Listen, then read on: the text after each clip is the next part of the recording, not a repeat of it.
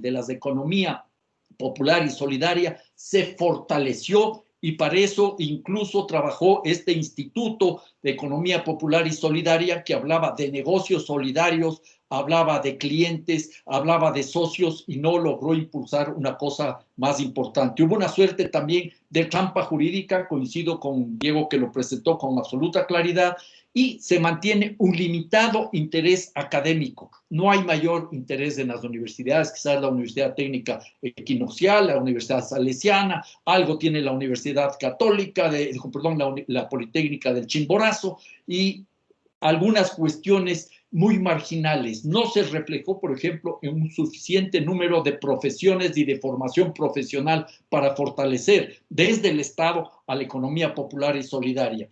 Los gobiernos autónomos descentralizados, en gran medida ausentes en este proceso, y a la postre ha ido perdiendo fuerza la idea de la economía popular y solidaria. No solo por el hecho de que tenemos un gobierno totalmente entregado a las grandes cámaras de la producción, a la lógica del mercado, al Fondo Monetario Internacional, a la lógica neoliberal, sino porque en el gobierno anterior tampoco hubo interés de hacer realidad una transformación real, profunda, radical, como habríamos esperado cuando elaboramos la Constitución. Coincido también con Diego, que en medio de la pandemia surgen respuestas de la gente, y a la final no se va a lograr fortalecer la economía popular y solidaria simplemente desde la imposición institucional estatal desde arriba, sino que esta se está nuevamente revitalizando en la práctica y no en el discurso. Esto es lo que podría decirles en esta síntesis de este tema.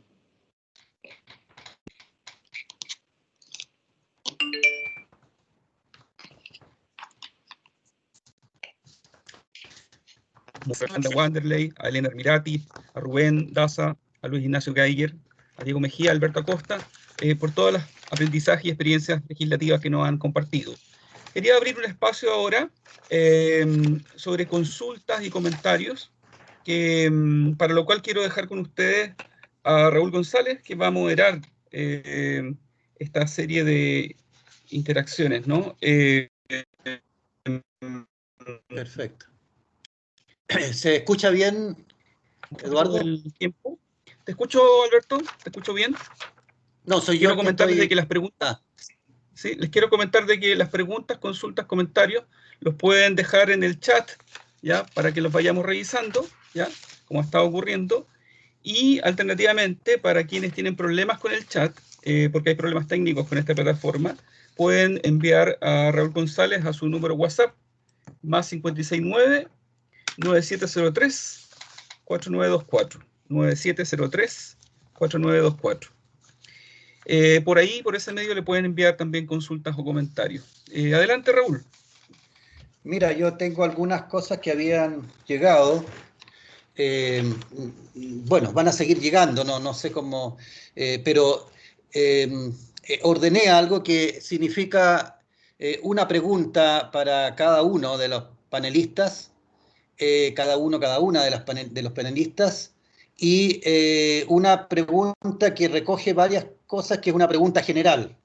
Y me parece que no vamos a tener mucho tiempo para más, porque también hay que respetar el tiempo para que los panelistas puedan desarrollar un poco la idea.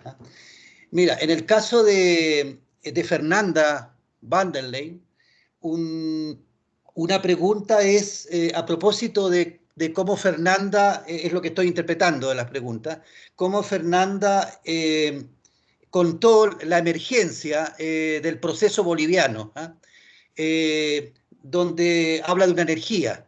Entonces, la pregunta, para hacerla lo más sintética posible, es ¿qué comparación puede hacer uno entre esa energía inicial y el momento actual?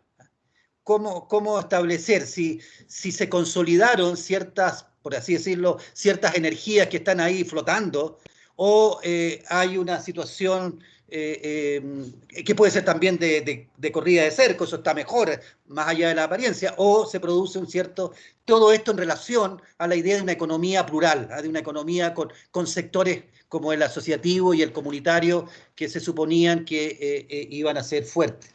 Eso sería para Fernanda.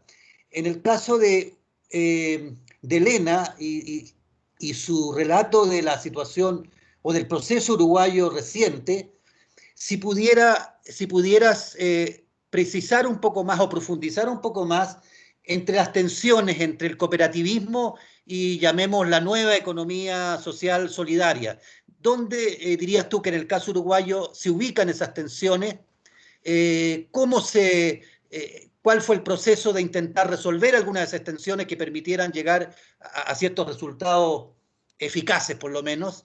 ¿Y cuáles siguen ahí flotando? ¿Y cómo ves tú ese tema que además se conecta con lo que Luis Ignacio nos señaló respecto de Brasil, que también esa tensión está, no tiene por qué ser centrada en lo mismo, pero para el caso de Uruguay estaría eso. En el caso de Rubén,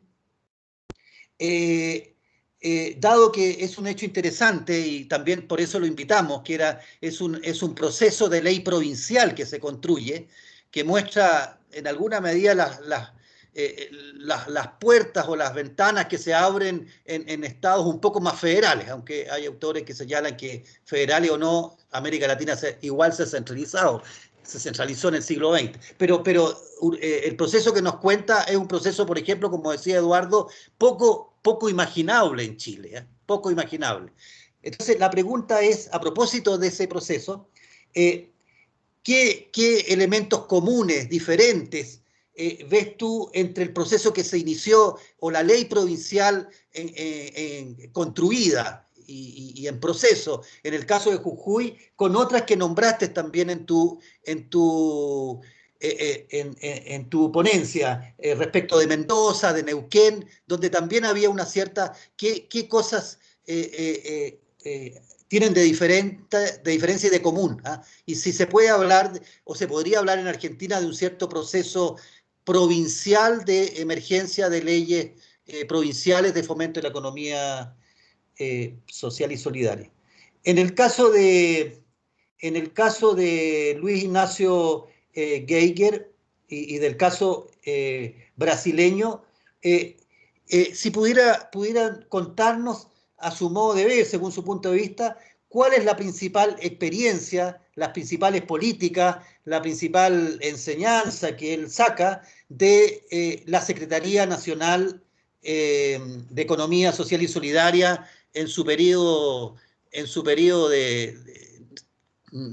hasta hace poco, que ya, digamos, entró en un ocaso por la nueva conducción política del Brasil. Entonces, ¿qué es lo que se podría sacar como algo interesante a aprender desde allí?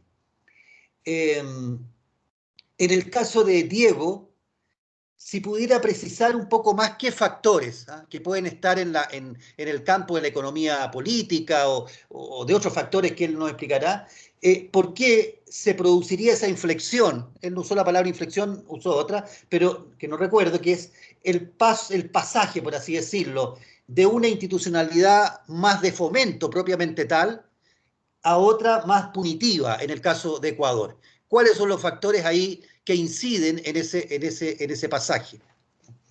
Y por último, en el caso de Alberto, y esto ya es una pregunta a propósito ya que yo saco o que elaboro de la ponencia reciente, ¿cuáles, a tu modo de ver, Alberto, o cómo caracterizas tú la relación que se empezó a dar en esa institucionalidad emergente de Ecuador, que tú nombraste varias instituciones, en la medida que van naciendo, que se van posicionando, que se van madurando? ¿Cuál es la relación que establecen con las organizaciones de la economía social y solidaria? ¿Qué ocurre allí? ¿Ah? ¿Qué ocurre allí? Porque de lo que tú señalas en el caso ecuatoriano, apareciera como que hay una especie de distancia, ¿eh? De distancia, y que estas instituciones, aunque estableciste diferencias. Esa sería las preguntas, y no sé tú si, Eduardo, como yo tuve problemas y solo funcioné con el WhatsApp, no sé si por el chat puedes complementar algunas, porque yo más en el WhatsApp ya no tengo. No, mira, básicamente Perdón, hay perdón, una... perdón, me faltó algo. Que Sí, esa es una pregunta por persona, pero hay una pregunta general que es para todos, y por cada uno la asume, que es ¿qué dirían ustedes a partir de la experiencia, en algunos casos más naciente, en algunos casos con un cierto tiempo que permite mirarla, acerca del rol de la construcción normativa, de las leyes, de una institucionalidad, de ciertas instituciones del Estado? Porque siempre está la discusión, esto a veces termina cooptando lo social, y por otro lado está la visión que esto de todas maneras coloca, como el propio Alberto señaló, coloca símbolos en la sociedad, coloca y que por tanto permite ciertos avances. Entonces, la pregunta general es el rol, ¿cómo ven ustedes? ¿Ah? ¿Cuáles son los cuidados o cuáles son las potencialidades que tiene que se construya institucionalidad en función de la economía social y solidaria? Es una pregunta que atraviesa todo nuestro panel ahora y que para nosotros, para los chilenos, efectivamente ustedes hablan como desde un tiempo futuro para nosotros, porque nosotros tenemos mucho menos de eso. ¿Ah? Aunque a veces el futuro está en el pasado, como se dice, pero para nosotros todo lo que ustedes vivan lo digerimos con una sensación de que ustedes han recorrido caminos, experiencias, frustraciones, a lo mejor cosas que sintieron que se cumplieron, que se ganaron y que nosotros hemos vivido menos, quizás por un neoliberalismo muy radical que tuvimos y muy precoz también, precoz y radical, y que ahogó mucho más una historia que teníamos antes y que ha dificultado una emergencia de cosas que sin embargo han crecido en los últimos 10, 15 años. Eso sería la pregunta general y más la pregunta, una específica que me parece que con eso podríamos tener una cantidad enorme de elementos. sí. Muchas gracias, Raúl. Tenemos aproximadamente unos 2 a 3 minutos por cada uno de los panelistas para poder cerrar los tiempos que habíamos previsto. En el chat mayormente preguntas no hubo, parece que hubo un problema técnico porque solamente veo un par de preguntas de la universidad, digamos, pero que están recogidas dentro de la síntesis que hiciste, Raúl. Así que adelante con las intervenciones de los panelistas. Podemos seguir el mismo orden, podemos partir por Fernanda. Ok.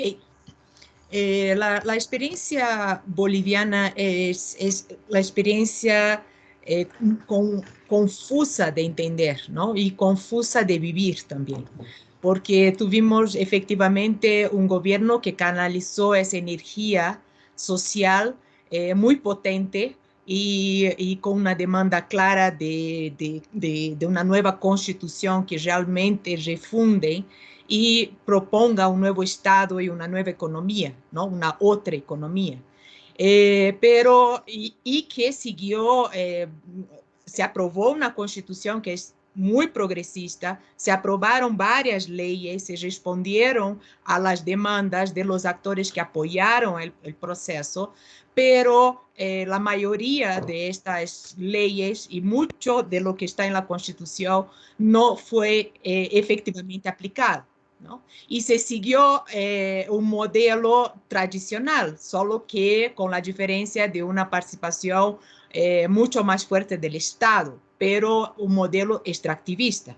Y también con una alianza fuerte con las empresas privadas, las grandes corporaciones, los grandes intereses, ¿no? Entonces, fue marginal no solo la ejecución presupuestaria para fortalecer esas otras economías, como también muchas de estas leyes que los actores han generado, han consumido mucho tiempo, no salieron del papel. La única de las leyes que les comenté que salió del papel es de la ley de cooperativas. Pero las cooperativas en Bolivia y quienes representan esta ley son las cooperativas mineras, que no tienen nada que ver con la economía social y solidaria, no respetan los derechos laborales, no hay una relación asalariada, en fin, y está muy vinculada cada vez más con los intereses grandes, o sea, se abre una brecha en la ley y en realidad son intereses de grandes empresas mineras articuladas con los cooperativistas, o sea,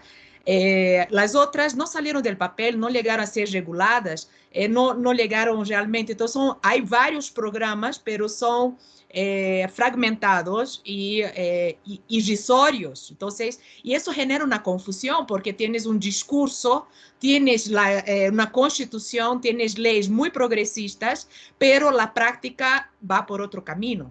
Y eso se agrava aún más con una institucionalidad y una gestión pública muy vertical y de cooptación y orientada a incrementar la fragmentación entre los actores, o sea, una relación bilateral. Entonces, en todo ese periodo no se generó una plataforma intermedia de articulación de los actores o ningún otro tipo de espacio de articulación. Entonces, fueron respondiendo a las demandas y eso generó una pérdida de autonomía de los actores, una fragmentación y una pérdida de agenda. Si hoy vemos cuáles son las demandas de estos actores, no cambiaron, porque efectivamente los problemas siguen, ¿no? Entonces, es una situación realmente muy preocupante, porque, y todo eso se complica aún más, porque efectivamente hay una identificación étnica, ¿no? Y hasta de clase con el anterior gobierno, con el presidente Evo Morales y con el MAS. Entonces, y una lógica de amigo-enemigo. Entonces, esos actores se vieron en una situación de que si generaban cualquier crítica, ya eran puestos como enemigo y eso les cayó, o sea, les obligó a no ejercer voz. Y los que ejercieron voz, que fueron muchos de los pueblos indígenas, fueron ya definidos directamente como enemigos y el gobierno utilizó un recurso muy grave de crear una organización paralela a las existentes, que era la oficialista, ¿no? Y deslegitimar completamente la representación de las organizaciones realmente legítimas, ¿no? Y eso generó una situación de un profundo debilitamiento, ¿no? De esta agenda. Entonces, lo que yo puedo decir es que hoy, en la actualidad, tenemos un marco normativo que es muy interesante, pero una energía social muy debilitada y una capacidad de coordinación y de renovación de agenda, de demanda muy debilitada. Muchas gracias, Fernanda. Elena, por favor. Sí, bueno, y me avisan sobre el tiempo. Primero la pregunta puntual y después la global. La puntual con respecto a la tensión entre la economía solidaria y el cooperativismo. Yo creo que no es porque la economía solidaria fuera nueva, sino que existe hace tanto como, yo creo que antes del cooperativismo. Pero en Uruguay se empieza a visualizar como tal en el proceso que va desde el Foro Social Mundial, sin duda. Creemos que la atención va por varios ejes y no los puedo profundizar. Uno es el tema de que el cooperativismo se sienta parte de un movimiento que es más amplio y que es el paraguas de ellos también. Y esto es complejo porque para el cooperativismo llevan 50 años para tener la ley general del cooperativismo y hoy en 10 minutos queremos una ley de economía social y solidaria en la cual también ellos están incluidos. Entonces, es complejo el proceso porque no lo hemos vivido en conjunto para entender esto. Después, otro es el tema de la disputa en políticas públicas para ir en cosas más concretas, pero hay gente que las cree y es verdad. O sea, el cooperativismo tiene mucha política pública y bueno, hay que ver si vamos a tener más fondos y más política pública porque es más amplio el sector o vamos a compartir las mismas. Y eso es verdad, hay que analizarlo. Y otro es el tema de la formalidad. Para el cooperativismo hacer un estatuto, todos sabrán, etcétera, etcétera, etcétera, las leyes, la inclusión y la fiscalización, y ahora cualquiera que hace un no sé qué y trueque y no sé cuánto y es economía social y solidaria y tiene los mismos derechos de fomento de ley. O sea, desde los elementos más grandes a los más pequeños estamos en tensión. Muchas veces eso, una de las cosas que destraba esto para nosotros, y es muy importante, es el tema de analizar qué pasa cuando desarrollamos y fomentamos la economía social y solidaria. Si la tesis que nosotros tenemos es que el cooperativismo se fortalece, es una de las llaves para profundizar en esta tensión. ¿Y cómo está actualmente esta tensión? Está siempre en disputa. Hemos tratado de construir una herramienta web que nos contemplara a todos. Después que avanzamos con un proyecto de política pública hacia ello, cuando llegamos en el último momento, no salió. En Uruguay no pudimos. Y ahora tenemos un portal que es del cooperativismo que ya estaba, que se trataba de ampliar a todos y hubo política pública para eso. Y tenemos un portal de economía solidaria que es solo de crudo y duro de economía solidaria, pero bueno, porque hicimos todos los esfuerzos, pero no pudimos. Con respecto al rol de la ley y al tema de la pregunta general, hubo una tensión también acá al principio sobre el tema si ley sí o ley no, o para qué precisamos la ley. Y ahí nosotros en eso profundizamos mucho, es un tema que también nos apasiona y en la organización tenemos bastante, lo hemos desarrollado. Nosotros creemos que no hay que desarrollar primero y fortalecer un sector para después legislar. Hay que legislar también para fortalecer. Pero había gente hasta del propio sector que decía, bueno, mejor primero ser fuertes y después legislar. Ahí nosotros decíamos, para que haya una escuela pública en cada barrio del Uruguay, en cada ciudad, no había gente pidiéndolas que la hubiera. Hubo una política pública. O andá al sector agrario, privado, y sacale todas las leyes que tienen, defensa y desarrollo. Ellos no la pidieron, la tienen, porque hubo un Estado que lo hizo para desarrollar. Entonces ahí hay un tema y después si la política pública y la ley cómo se aplica, etcétera. Yo creo que este es un tema muy interesante.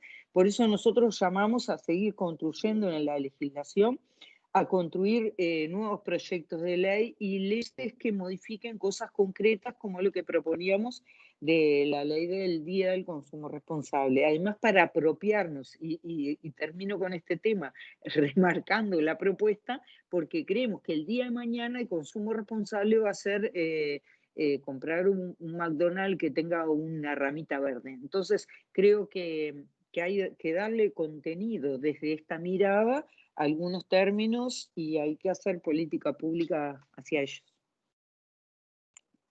Muchísimas gracias, Elena. Le doy la palabra a Rubén para responder la pregunta que planteaba Raúl. Sí, Eduardo.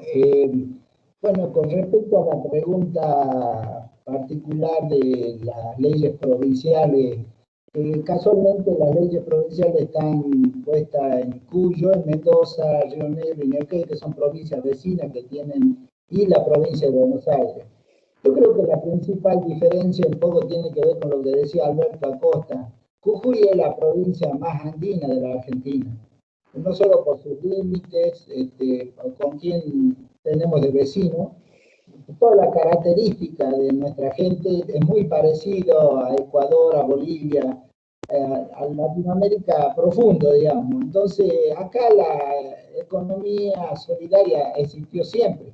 Lo que pasó es que se fue desarrollando y cada vez se fue haciendo más importante ante la ineficacia del sector privado tradicional de crear trabajo y llegar a un límite del Estado de resolver la creación de trabajo. Entonces se fue cada vez apareciendo con más fuerza en distintos espacios, digamos, pero nunca reconocida del todo por el Estado. Así que creo que la principal diferencia está en la preexistencia, en cuanto se lo reconoció, se desarrolló trabajos en conjunto, se vieron que se lo acompañaba, que se lo entendía al proceso, ello fue avanzando y la posibilidad de llevar a una ley, digamos. En esta discusión, ¿qué está primero, el fortalecimiento o la ley? Bueno, en este caso hemos hecho una etapa de fortalecimiento para ir a trabajar ahora la ley.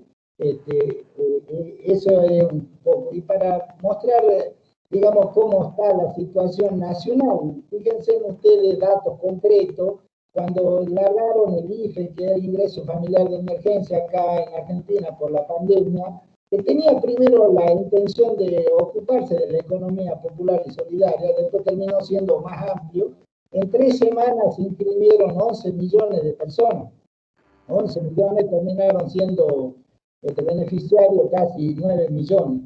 En cambio, cuando se lanzó el RENATE, que es el Registro Nacional de la Economía Popular, lleva 6 semanas y se han inscrito 500.000 personas, de los posibles 3 millones y medio, 4 millones de trabajadores de la economía popular y solidaria. Es decir, ¿a qué se debe esta diferencia? Digamos? Si uno mira la torta de las actividades de los que se inscribieron, claramente la inmensa mayoría pertenecen a las organizaciones que manejan los planes sociales. Todo lo que tiene que ver planes futuros, salario social complementario, son los que se inscribieron, porque tiene que ver con la puja en la Argentina central, en la Pampa Húmeda, entre la CGT y las organizaciones de la CT, digamos así.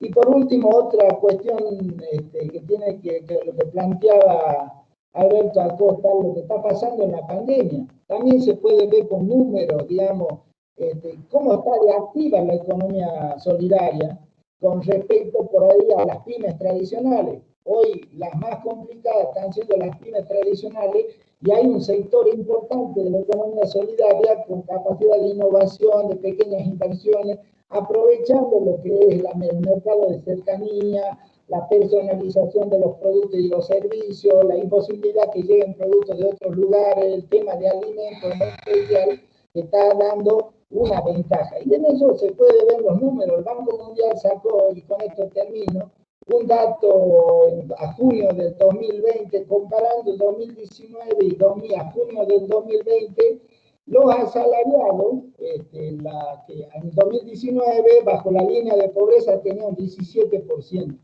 A junio tenía el 30,7%, es casi el doble, había aumentado los asalariados bajo la línea de pobreza. En cambio, en los trabajadores independientes, que estaba en el 45,6% del 2019, baja al 38% a junio del 2020. Yo creo que está bajando aún más en nuestros países. Otro dato parecido se da con empresas familiares, que estaba en 27,4% bajo la línea de pobreza y ahora está en el 20,3% en el dato que da el Banco Mundial. Esto uno lo está verificando en el día a día, cuando uno está atendiendo gente, la cantidad de gente con una voluntad de aprovechar la oportunidad que le está dejando también esto de que acababa de decir el mercado de cercanía. Entonces, por lo tanto, la legislación y la institucionalidad un poco tienen que ir de la mano, digamos, cómo vamos construyendo institucionalidad también por fuera del gobierno. Nosotros acá hemos avanzado en un foro de economía solidaria, en aulas virtuales, en plataformas educativas, dando intervención a nuevas instituciones para fortalecer desde afuera, y nosotros planteamos la estrategia de tener como aliados a las unidades académicas, a los investigadores, junto con los municipios. Ir a trabajar en el municipio y convencer a los intendentes de realizar actividades y ahí construir poder que nos ayude a avanzar aún en nueva institucionalidad y nuevas legislaciones. Bien, muchas gracias, Rubén, por la presentación y toda la respuesta que nos ha entregado. Quería pedirle a Luis Ignacio que pudiera dar cuenta de las consultas que le hizo Raúl. Ok, muy bien. De manera muy breve, entonces, ¿no? Porque el tiempo ya nos está escapando.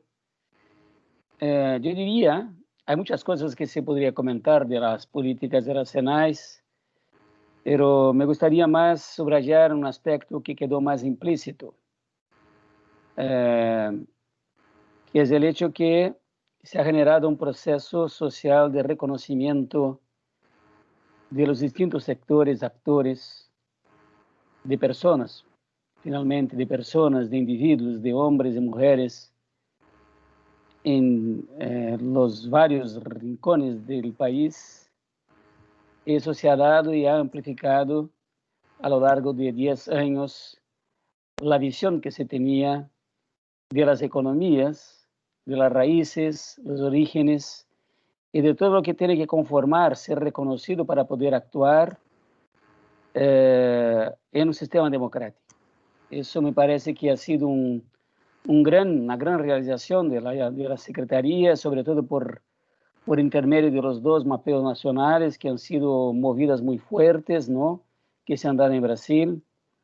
Y a la vez, claro, en complemento a eso, dado que eso hacía que nuevos actores se presentaran, ¿no? a participar de los movimientos, de las conferencias, hubo también una preocupación, y me parece básicamente bien sucedido, de diálogo social, ¿no? De generar encuentros, espacios de concertación, de intercambio, de mutuo conocimiento. Entonces tuvimos grandes encuentros, qué sé yo, con 5.000 representantes de emprendimientos, conferencias nacionales, con centenas de gentes y organizaciones. Eso ha sido así, me parece, un triunfo estupendo de las CENAIS. Y lo que toca a la cuestión de las leyes, de la construcción normativa, obviamente es súper importante. Creo que el ejemplo de Ecuador nos enseña que es importante tener una movida fuerte, ¿no? Para que se llegue a un cambio institucional del punto de vista legal que refleje, ¿no?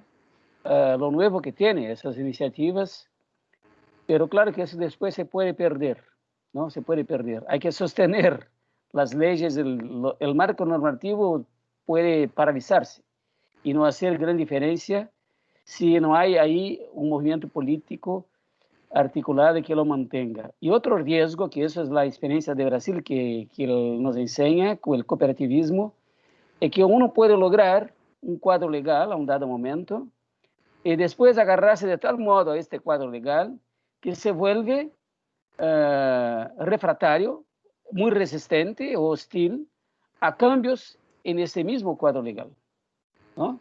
Entonces, es lo que pasó, o sea, un congelamiento de lo que tenemos con la ley nacional, que es la ley cooperativa, y que podría muy bien abarcar nuevos actores, nuevas expresiones, y por lo tanto volverse un instrumento dinámico, ¿no? Y constructor de un campo más fuerte de economía social y solidaria y cooperativa, si uno quiere. Eso es un problema entonces que tenemos en Brasil. Muchas gracias. Muchas gracias, Luis Ignacio, por los aportes. Quiero pedirle a Diego Mejía, si está por ahí, Diego. Sí, sí, aquí estoy. Por favor, bueno, tus comentarios. Ese asunto del cambio del fomento al control. Realmente el problema de fondo es que no hubo fomento. O sea, y yo creo que eso está vinculado, mirando el desarrollo de la discusión y demás, con que la visión que existía era una visión más vinculada al enfoque ortodoxo, ¿no? O sea, vinculada así, con elementos keynesianos y demás, pero en la medida que empieza toda la normación del campo de la economía social y solidaria, los actores hablan de un espacio institucional al que le denominaban el hexágono. El hexágono era el Ministerio de Economía, algunos ministerios claves allí, donde la discusión que venía desde los actores, que ya se estaba articulando en la ley, entraba el documento, la propuesta allí, y venía modificada totalmente. ¿Por qué? Pues porque quienes estaban allí y la visión que predominaba allí era una visión empresarial y demás.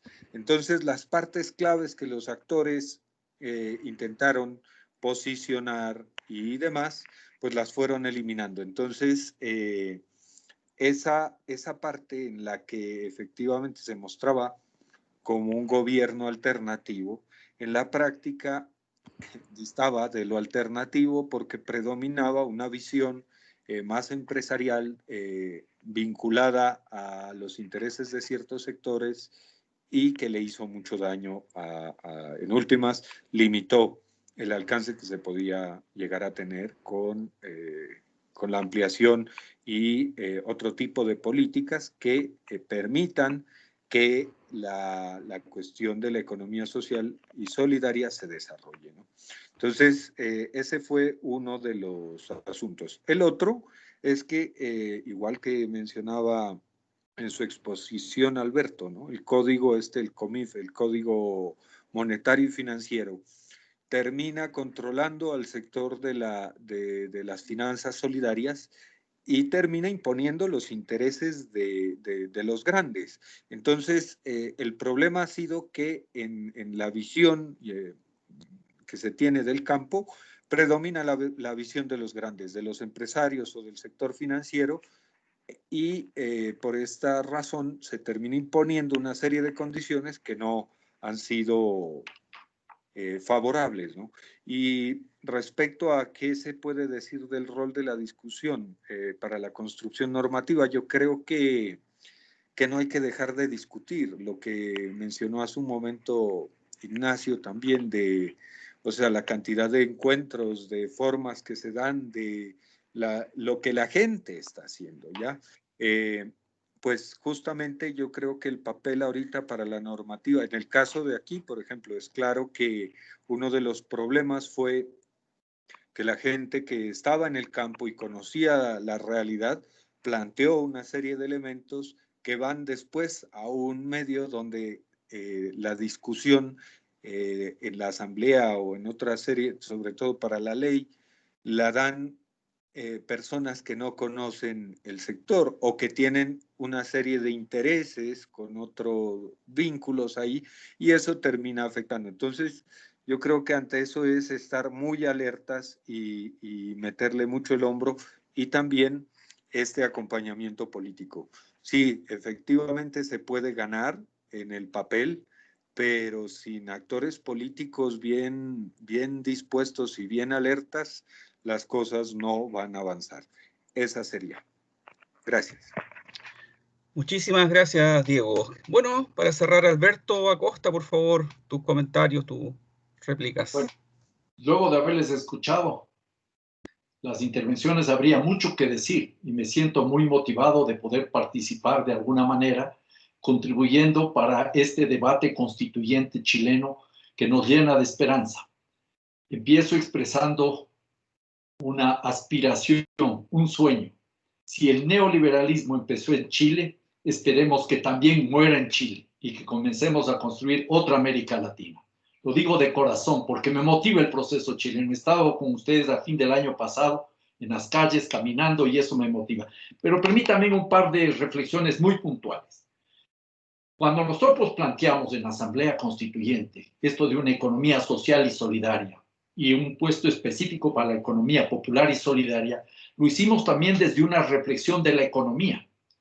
Nuestras economías se caracterizan por estructuras heterogéneas. La heterogeneidad estructural del aparato productivo es la característica. En el caso de Ecuador, el segmento extractivista, el segmento urbano moderno y el segmento rural moderno aglutinan más del 90-95% de inversiones, de activos, de capital, de exportaciones, de importaciones, pero generan una cantidad muy pequeña de empleo, un 40%.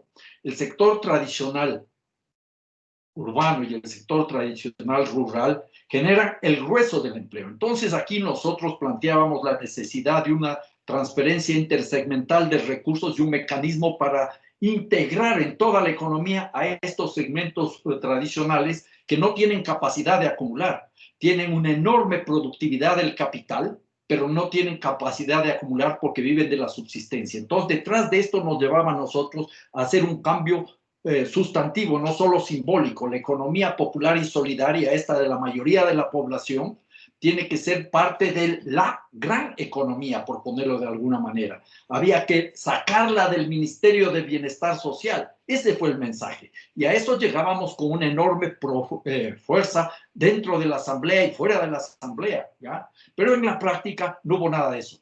Y lo que dijo Fernanda puedo decir para el caso ecuatoriano. Se terminó por imponer la lógica tradicional ortodoxa, el manejo centralista, el manejo empresarial, el manejo extractivista, el manejo que no afectaba las estructuras de poder, ni los oligopolios, ni nada de eso. Entonces, en ese sentido, se perdió la fuerza que había al haber confiado en la institucionalidad. Ojo, no es que no crea que no se necesitan leyes, coincido con Elena, se necesitan leyes pero se necesita simultáneamente la fuerza social o las fuerzas sociales que permitan que esas leyes funcionen.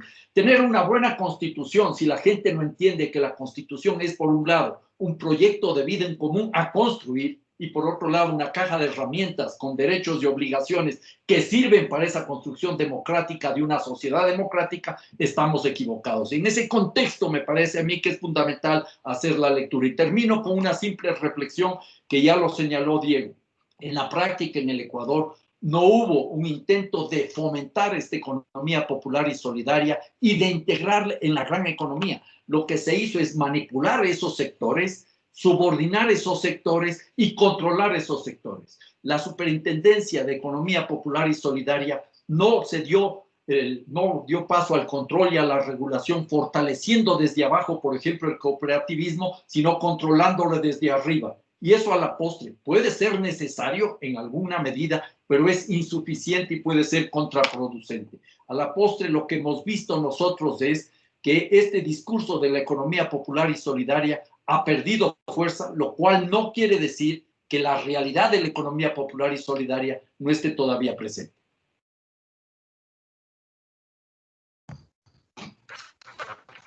Muchísimas gracias, Alberto, por estas palabras.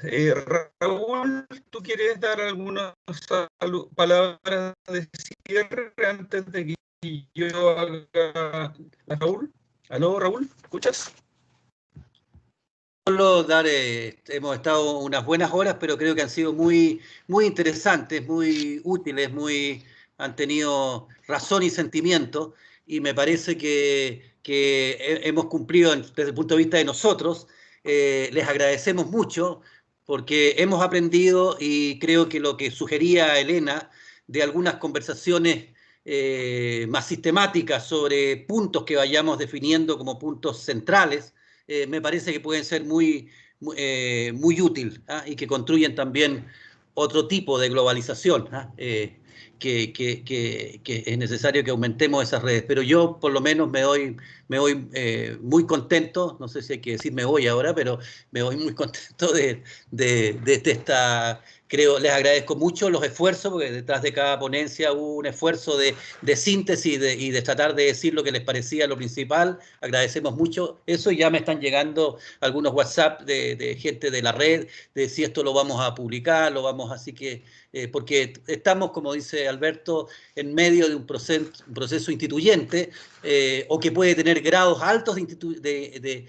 instituyente, o puede también ser un proceso que sea limitado a los elementos ya que están instituidos en la sociedad. Ese camino no está hecho, no está escrito, está abierto, pero esa abertura abre algo en Chile que no estaba presente, y por eso partí diciendo esto, que el 18 de octubre era un acontecimiento histórico en el sentido fuerte del término, es decir, lo que empezó a pasar después de eso no estaba escrito previo a ese acontecimiento, aunque las causas de él vengan y sean de más larga data. Creo que Eduardo ha sido un excelente diálogo, y agradezco mucho las intervenciones de todos.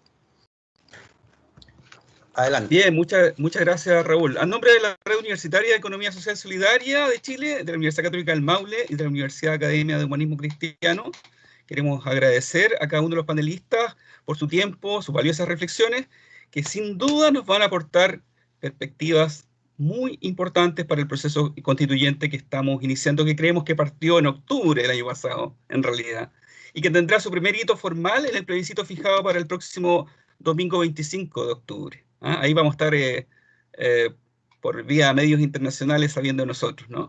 Agradecemos la participación de todas las personas interesadas que nos dejaron sus comentarios, sus preguntas, y también al equipo de vinculación de la Facultad de Ciencias Económicas y Sociales de la Universidad Católica del Maule, que nos estuvo apoyando la producción de este evento.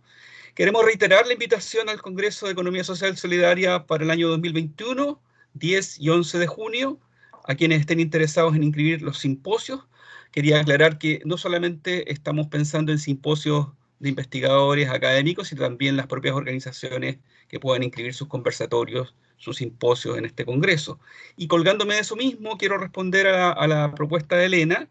Me parece que podríamos perfectamente continuar esta conversación organizando un simposio sobre procesos constituyentes, procesos legislativos, en el marco de nuestro Congreso de Economía Social y Solidaria, ¿no? Porque vamos a estar en un momento también bastante álgido del debate, ¿ya?